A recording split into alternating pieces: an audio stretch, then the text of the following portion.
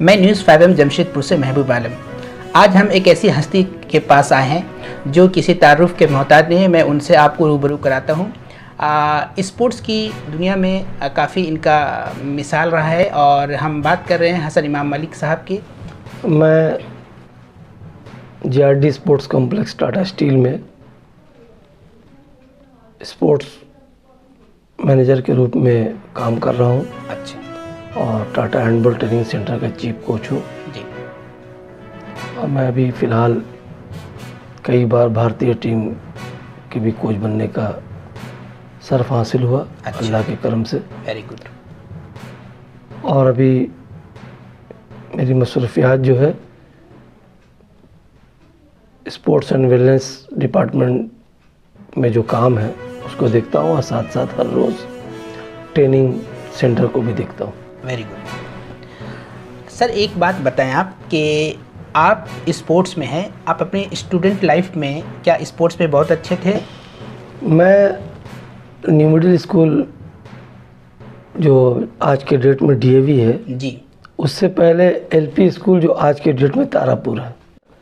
मेरे एक दोस्त थे मरहूम अफजल जो बगल में रहते थे थरकेडी में मैं रहता हूँ।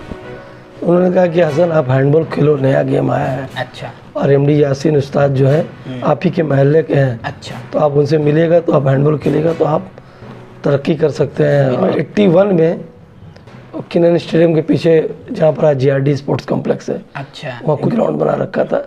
MD Yasin Ustad senior vice president handball federation of India भी बने। जी। हमको पहली बार सीनियर टीम में डायरेक्ट चांस मिल गया। माशाल्लाह। यहीं से मेरा समझिए कि जर्नी शुरू हुआ। फिर मैंने पलट के कभी नहीं देखा और आज तक हैंडबॉल से जुड़ा हुआ हूँ। सर हम देखते हैं कि टाटा स्टील से तो आप है ही हैं, अपनी मुशायरा वगैरह भी बहुत अच्छे से करा रहे हैं, बड़े इंटरनेशनल लेवल पे करा रहे हैं। उसकी वजह है कि जब करीम सिटी कॉलेज में मैं पढ़ता था अच्छा। तो हारून रशीद साहब B.Ed के प्रिंसिपल हुआ करते थे। उन्होंने उर्दू डे एक मनाया था। उर्दू अदब से मुझे बड़ी उनसियत थी। मैंने उनके अफसाने चूँकि और जिस कॉलेज में मैं पढ़ रहा था वहाँ ज़की अनवर जैसा नाम, डॉक्टर मंजर काज़मी जैसी शख्सियत के अफसाने और शीन अख्तर साहब वाइस चांसलर का आना जाना और वहाब असरफी साहब का एक माहौल था। उस माहौल में मुझे अच्छा लगता था। अच्छा। मेरे उस्ताद थे स्पोर्ट्स के टीचर रशीद आलम अंसारी साहब। वो स्पोर्ट्स में जब अदबी प्रोग्राम होता था तो वो बोलते थे बेटा तुम्हारा झुकाव देखता हूँ। तो ये जज्बा मेरे दिल में था।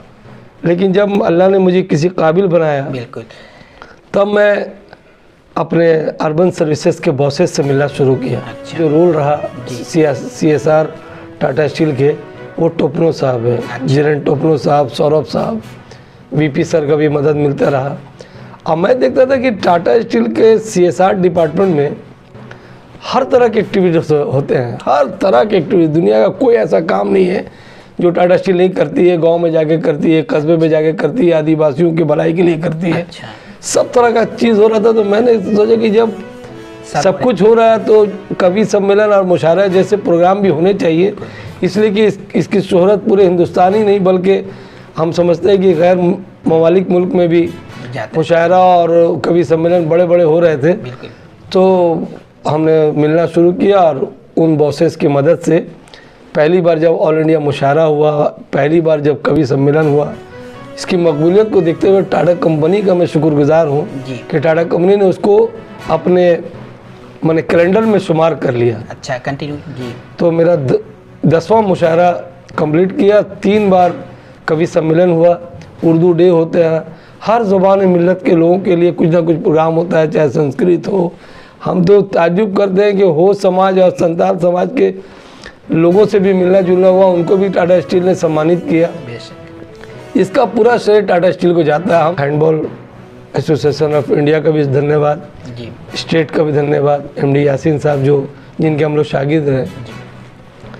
लेकिन महबूब साहब मैं आपको बताऊं कि जमशेदपुर शहर जो है ना जी अपनी नवैयत का शहर है। माशाल्लाह। हम लोग बहुत खुशनसीब हैं कि यहाँ पैदा हुए। बिल्कुल बिल्कुल। ताकि हम लोग को खेल के लिए JRD जैसी फैसिलिटी मिली और अदबी काम करने के लिए CSR जैसा डिपार्टमेंट मिला और सब लोग मोहब्बत करने काम करने का मौका मिलेगा।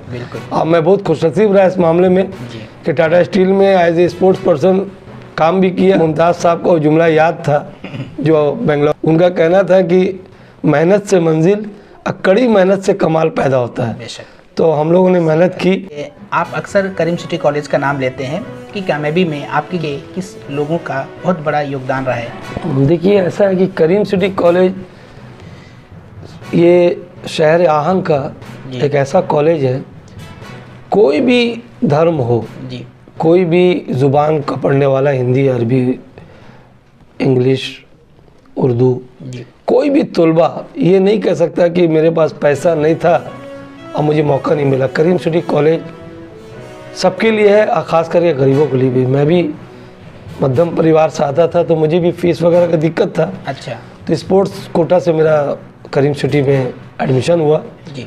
और हमारे उस्ताद रशीद आलम साहब, हमको बढ़ावा देने में डॉक्टर मंजर काज़मी साहब, अच्छा, ज़करिया साहब जी, और आज रियाज साहब प्यार करते हैं। तो मैं करीमिया ट्रस्ट के बानी के लिए दुआ करता हूँ कि अल्लाह ताला करीम साहब को जन्नतुल फिरदौस में जगह दे, कि जिन्होंने एक कॉलेज खोल के हम जैसे गरीब लोगों के लिए एक रास्ता निकाला। और आज यही वजह है कि हम करीम सिटी से बड़ी मोहब्बत करते हैं। अच्छा। और हम करीम सिटी के साथ साथ रांची यूनिवर्सिटी, कुरान यूनिवर्सिटी के सभी अधिकारियों का, जिन्होंने मुझे गले लगाया, आनंद भूषण साहब का बहुत शुक्रगुजार हैं। स्पोर्ट्स में हम सतीश पिल्ले को कभी नहीं भूल पाते हैं कि उन्होंने हमेशा मेरे सर पे हाथ रखा। हैंडबॉल फेडरेशन ऑफ इंडिया में डॉक्टर आनंदेश्वर पांडे और रवि जी हनुमान सिंह के बेटे हैं, उनको हम नहीं भुला सकते। ये लोग ने हमें कहीं ना कहीं से मेरे बहुत सच्चे मोहसिन थे। और सबसे बड़ी बात है कि जो मैं दिख रहा हूँ, मैं मैसेज के तौर पे भी बोलना चाहूँगा कि अगर आपको तरक्की करना है तो माँ बाप की कदर कीजिए। वालिद साहब खास करके, वालदा तो बहुत सीधी सादी, वालिद साहब ने हमेशा हर मौका दिया जी। ये थे डॉक्टर हसन इमाम मलिक साहब, जो कि आप इनको जानते हैं, कि जिन्होंने अपनी जर्नी का बहुत मुख्तसर में बहुत सारी काम की बात उन्होंने बताया। और इन्होंने बताया कि अगर कामयाबी चाहते हो तो माँ बाप की खिदमत करो, उन्हीं से बेशक कामयाबी है। एक जीता जागती मिसाल आप देख सकते हैं हसन इमाम मलिक साहब को। हमारे शहर के बहुत बड़े शख्सियत हैं ये। इसी के साथ मैं महबूब आलम, न्यूज़ 5 जमशेदपुर से।